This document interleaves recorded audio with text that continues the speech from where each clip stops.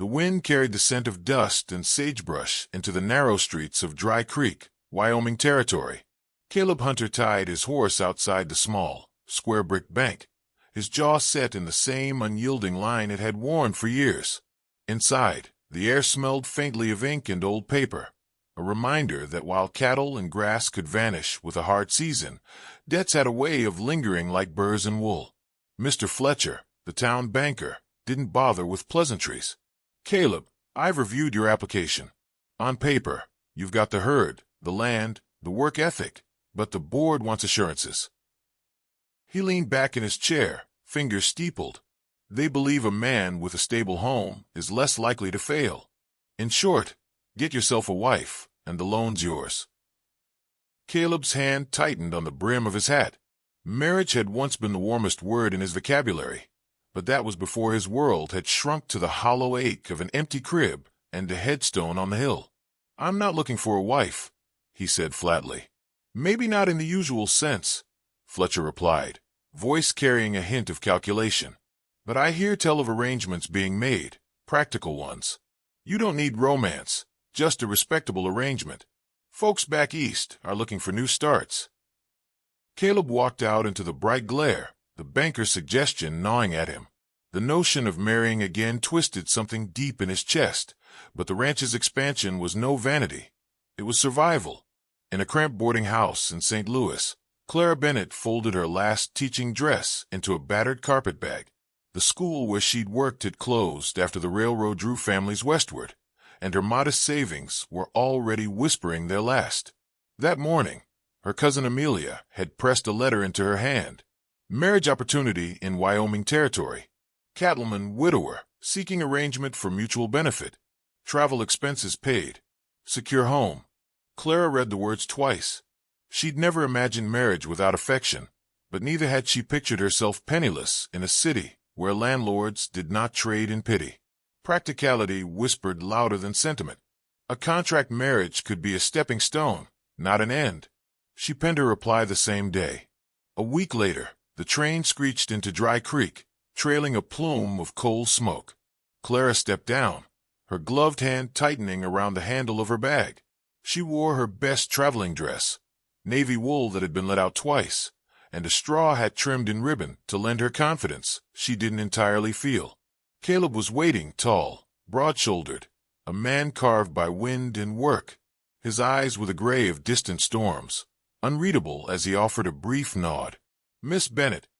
"Yes," she said, steadying her voice. His handshake was firm, neither lingering nor dismissive. They spoke little as he loaded her bag onto the buckboard. The wooden wheels groaned as they left town, the prairie stretching wide and gold under the sinking sun. It was Clara who finally broke the silence. "I appreciate your willingness to consider this arrangement." Caleb kept his gaze on the road. "It's an arrangement, nothing more. You'll have a place to live, food, and respect. In return, you'll see to the house, handle some correspondence, and, when folks ask, you'll be my wife. No obligations beyond that." "I understand." Her voice was even, but inside, a dozen questions stirred. What kind of man kept such walls around his words? The road dipped past a grove of cottonwoods before cresting a rise. Ahead, Caleb's ranch sprawled across the valley, a sturdy farmhouse with whitewashed walls, a big red barn, and cattle scattered like dark seeds on the hills. Fences marched across the land in straight, disciplined lines. It was the kind of place that looked unshakable, yet Clara sensed it had been built on hard bargains. As they neared the house, Caleb slowed the team near a fenced plot. A few headstones leaned in the dry grass. His gaze flickered there, quick but heavy, before turning away. Clara said nothing, though a quiet note settled in her chest. This man's silences were as telling as his words. Inside, the house was neat but bare, the air faintly scented with wood smoke and leather. Caleb showed her to a small bedroom off the kitchen. "This'll be yours. We'll work out the details as we go. Supper's in an hour." Over a simple meal of beans and bread, conversation remained spare. Clara spoke of her time teaching, of the children's curiosity and mischief. Caleb listened, offering the occasional question. When he spoke of the ranch, of calving seasons and market prices. His voice carried more life, but still no warmth. It was as though he'd learned to ration even that. Later, Clara stood at her window, watching the last light fade over the barn. The land was beautiful in a way that pressed against her ribs, vast and untamed. Yet she could feel the undercurrent of loneliness running through it, like a river beneath frozen ground. In his own room, Caleb sat at a desk, pen scratching across a ledger, but his mind drifted to the woman who'd arrived today. Her clear gaze unflinching despite the terms he'd laid out. He told himself it was just business. Yet some part of him, long dormant, had stirred when she'd stepped off that train, an unwelcome reminder that walls could crack. The next morning, they began their unspoken routines. Clara tackled the kitchen with efficient order, the scent of fresh bread filling the air by midday. Caleb worked the corrals, returning with dust in his hair and a faint lift to his shoulders when he smelled the baking. That evening, they sat again at the table, a silence between them that was no longer purely empty. Clara, slicing bread, asked quietly, "Do you ever regret making bargains?" Caleb paused, knife midway to the butter. His eyes met hers, gray, steady, but shadowed. "Only when I forget why I made them." Clara nodded, not pressing further. Yet something in his tone hinted that this bargain they'd struck might not remain untouched by the things neither of them had planned to feel. As the oil lamp flickered low that night, the prairie wind swept against the house, carrying with it the scent of rain. It was the kind of wind that promised change, whether welcomed or not. And though neither Caleb nor Clara could yet name it, their bargain had already shifted, its edges softening into something far less certain and far more dangerous. The morning sun poured through the kitchen window, catching dust motes in a slow, golden drift. Clara's hands moved with practiced rhythm as she kneaded dough, the motion soothing despite the unfamiliar surroundings. From outside came the thud of hooves against packed earth and the low murmur of Caleb's voice as he spoke to the ranch hands. She couldn't make out the words, but the timbre of it, steady, measured, told her he was a man whose authority wasn't questioned. When Caleb entered, brushing dust from his sleeves, she offered a small smile. "Coffee's hot." He nodded, poured a cup, and took the seat opposite her. "The cattle drive leaves in 2 weeks. I'll be gone for near 10 days. You'll have the house to yourself." Clara paused, hands dusted in flour. 10 days. The thought of such solitude on this vast stretch of land made her chest feel strangely hollow. "Lonely out here," he acknowledged, voice neutral. "But you'll be safe. Joe, the foreman, will check in." It was the practical answer she expected. Still, a flicker of something was a concern, passed in his eyes before he pushed back from the table and left for the barn. That afternoon, Clara explored the ranch's edges. The wind teased strands of hair from her bun as she walked the fence line, the boards warm beneath her palm. Past the pasture, she found the small fence plot she'd noticed their first night, the one Caleb's gaze had lingered on. 3 headstones stood there, tilting slightly in the dry earth. The oldest marked the resting place of Caleb's parents. The smallest was newer, the letters cut with a precision that couldn't mask the ache in their meaning. Eleanor Hunter, beloved wife and mother, 1862 to 1888. Beside it, a single carved lamb. Clara stood still, the prairie wind pressing against her skirts. She had not asked Caleb about his loss, but the truth was written here more clearly than any words could convey. The child, gone before their first steps. A wife buried too young. These were wounds no arrangement could truly stay clear of. That evening, when Caleb returned from the range, Clara found herself watching him differently. There was a quiet gravity in the way he loosened the reins, in the slight pause before he entered the house, as though he braced himself for emptiness. She began to suspect his arrangement was not just about securing a loan, but about protecting himself from something far more dangerous. Hope. Over supper, she ventured gently, "I walked the west pasture today." His fork stilled, though he didn't look up. "You found the graves?" "Yes." She kept her voice low, respectful. "I'm sorry." Caleb's jaw tightened. "No need to be. It was a long time ago." But the way his fingers curled around his fork told her it was not long ago at all, not in the place where it mattered. The days slipped into a rhythm. Caleb worked long hours, returning with dust in his hair and lines deepened by sun and labor. Clara managed the house, her presence bringing small changes. A vase of wildflowers on the windowsill, the smell of fresh bread lingering into evening, the low hum of her voice when she thought no one was listening. One afternoon, she sat on the porch mending a shirt when a storm rolled over the hills.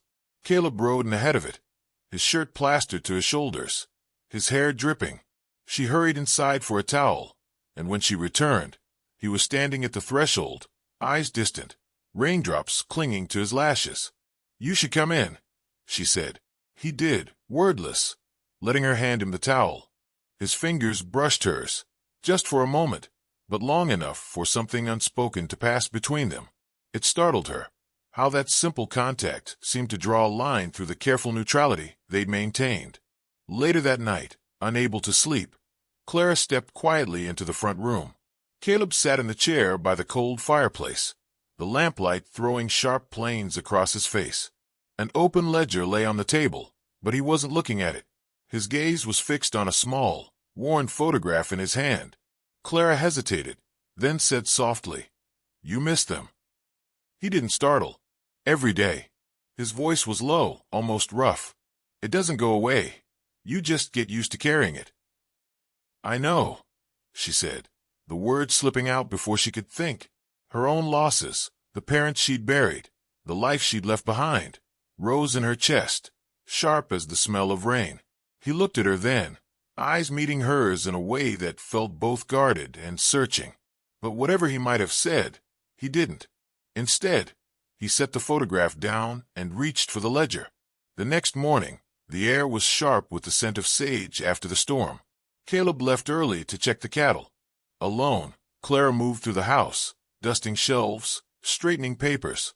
She found herself drawn to the room Caleb used as an office. On the desk, beneath a neat stack of bills, lay a folded piece of paper. She shouldn't have read it, but the words caught her eye before she could turn away. Loan approval pending marital confirmation. Her breath caught. So it was true. The marriage wasn't just convenience, it was a condition. She had been part of a bargain not only to keep his heart guarded, but to secure his ranch. Somehow, knowing the shape of it so clearly made it both easier and harder to accept. When Caleb returned, she was waiting on the porch, a basket of mended shirts beside her.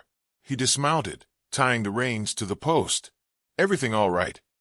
"Yes," she said, though her gaze held his longer than usual. "I was just thinking, sometimes bargains don't tell the whole story." His brow furrowed slightly. "And what story do you think's missing?" She considered. Maybe the one about what happens when two people in a bargain start to matter to each other. Caleb's jaw flexed. For a moment, she thought he might answer. But instead, he tipped his hat and went inside, leaving her with the sound of his boots on the wooden floor, and the certainty that her words had landed somewhere he couldn't ignore. That night, as the wind rattled the shutters, both lay awake in separate rooms, each turning over the same question. What happens when an agreement meant to protect becomes the very thing that threatens to undo you? Neither had an answer yet, but the distance between them no longer felt like a wall. It felt like a door neither dared to open. The first frost of autumn came overnight, glazing the ranch in silver light. Clara stood at the porch rail, breath curling in the crisp air, watching her own fingers tighten around the mug she held. The cold was seeping in early this year, and it carried with it a quiet urgency, one she could feel in Caleb's movements, in the way he drove the ranch hands harder, the way his eyes lingered on the horizon as though gauging what storms might come. Caleb emerged from the barn, the crunch of frost beneath his boots. His shoulders were squared, his hat pulled low. "Winter's coming fast," he said, as though speaking to the ground between them. "We've got work to do." She nodded, though his tone was clipped. In the months since she'd arrived, they'd learned to share space, without speaking much, their silences often gentler than their words. But lately, his quiet had felt heavier, like he was carrying more than just the burden of the ranch. The workdays grew longer. Clara began joining the hands in mending fences and hauling feed, her skirts tucked up, gloves stiff with cold. Caleb said nothing about it, though once, She caught him watching her from across the pasture. His gaze was unreadable, but it lingered longer than it should have before he turned away. One evening, after the men had left and the yard had gone still, she found him in the workshop oiling a saddle. "You could have told me," she said. He looked up. "Told you what?" "That the bank still hasn't approved the loan." She stepped closer, holding his gaze. "I saw the papers." For a long moment, the only sound was the creak of leather beneath his hands. Then he set the rag down. "I wasn't hiding it," he said. "Just didn't see the sense in worrying you." "Not worrying me," she said, a faint incredulity in her voice. "This is my home now, Caleb. If the ranch is at risk, I have a right to know." His jaw tightened. "It's my responsibility." Her eyes softened, though her voice didn't. "Maybe it doesn't have to be only yours."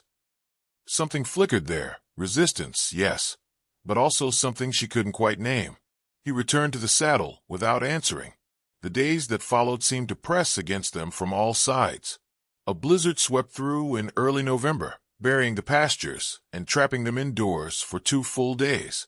They worked side by side in the kitchen, their breath clouding in the chill, their movements clumsy at first, but slowly finding a shared rhythm. On the second night, Clara sat mending by the fire while Caleb read a ledger. The storm outside howled against the walls. Without looking up, he asked, "Do you miss it?" She glanced over. "Miss what?" "Your life before this. Before me." Her needle stilled. "I miss the certainty I thought I had. But I don't miss the loneliness." He closed the ledger, his expression unreadable. "You don't seem lonely now." "I'm not," she said quietly. "Not in the way I used to be." For a heartbeat, neither spoke. The fire snapped between them, throwing shadows across the walls. Then he rose and left the room, as if proximity itself was something dangerous. The thaw came late, the ground reluctant to let go of winter's grip. When at last the snow melted enough for them to ride out, Caleb saddled 2 horses, without comment. Clara mounted easily, keeping pace as they rode toward the north pasture. They reached a ridge that overlooked the valley, the sky wide and pale above. Caleb dismounted, his gaze sweeping the land. "My father used to bring me here," he said. "Said a man should always know what he's working for." Clara followed his gaze. The ranch sprawled beneath them, a patchwork of fields and fences, the river glinting faintly in the distance. "And what are you working for, Caleb?" He hesitated. "To keep what's mine. To keep from losing anything else." She turned toward him. "And if you never let anything new in, doesn't that mean you've already lost?" The words landed like a stone in still water. He didn't answer at first, but his eyes, dark, steady, held hers as though weighing something long guarded. That night, a sharp knock at the door jolted them from the quiet of supper. Joe, the foreman, stepped in, hat in hand. "Sorry to bother you, Caleb, but there's trouble in the south pasture. Fence is down, and the cattle are wandering." Caleb was already reaching for his coat. Clara stood too. "I'll come." "No," he said quickly. "It's after dark." "I can handle a lantern," she replied, meeting his gaze evenly. Something in her tone, steady, sure, made him relent. "Fine. Stay close." They rode out into the cold night, the moon casting a faint sheen over the fields. At the pasture, they worked side by side in the dim light, hauling fence posts, hammering them into the frozen ground. The wind bit at their cheeks, but neither slowed. When the last post was set, Caleb stepped back, breathing hard. "You didn't have to be here." She smiled faintly. "I think I did." In the moonlight, his expression shifted, just slightly, but enough for her to see the wall between them thin. Without speaking, he reached up, brushing a stray curl from her face with a rough, gloved hand. The touch lingered, unhurried. Back at the house, the air was warmer, but no less charged. Caleb hung his coat, his movements slower than usual. Clara moved to stoke the fire, but before she could, he said quietly, "You were right." She turned. "About what?" "About not letting anything in. I've been holding the door shut for a long time." Clara's breath caught, though her voice stayed gentle. And now, his eyes met hers, steady and unflinching. Now I'm wondering if I can open it without losing what's left of me. She stepped closer, close enough to feel the heat of him. You don't have to lose anything, Caleb. Sometimes letting someone in is how you get it back. The space between them felt like a breath held too long. Then he stepped back, breaking the moment, though not the connection. I need time, he said. I know, she replied. I'm not going anywhere. That night, long after the lamps were out, both lay awake in the dark. Caleb listened to the wind in the eaves, the memory of her words moving through him like a tide. Clara stared at the ceiling, the echo of his touch warm against her skin. The walls between them were still there. But now, finally, there was a crack in them, and the faintest hint of light seeping through. The first hints of spring painted the valley in shades of green, but for Caleb, the season brought more than just new grass. It brought decisions, ones that could no longer be pushed off. The bank's final notice sat folded in his desk drawer, the paper's edges worn from his restless handling. If he didn't find a way to pay before summer, the ranch would be sold to the highest bidder. Clara noticed a change in him. He moved through the days with the same deliberate strength, but his eyes no longer wandered to the horizon with hope. They measured distances like a man counting what might be taken from him. One afternoon, as the wind carried the scent of blooming sage, Clara found him by the corral, tightening a loose gate. She stopped a few steps away. You're going to let it go, aren't you? He straightened slowly, dusting his hands. It's not about letting it go. It's about facing what's already coming. She took a breath, the words tasting like iron. Then fight it. His brow furrowed. Clara. No, she interrupted, her voice steadier than she felt. You fought for this land your whole life. You fought storms, drought, loss. Why stop now? He looked at her then, really looked, and for the first time, she saw not the unshakable rancher, but a man bone-tired of standing alone. Because I don't know if I have anything left to fight with. That night, Clara lit a lamp in the kitchen long after Caleb had gone upstairs. She spread out the ranch's ledgers, the loan papers, and a small tin box she kept hidden beneath the flour bin. Inside was the money she'd saved from before she came here, enough to pay off a fraction of the debt, but more importantly, enough to prove to Caleb that she was not a bystander in his fight.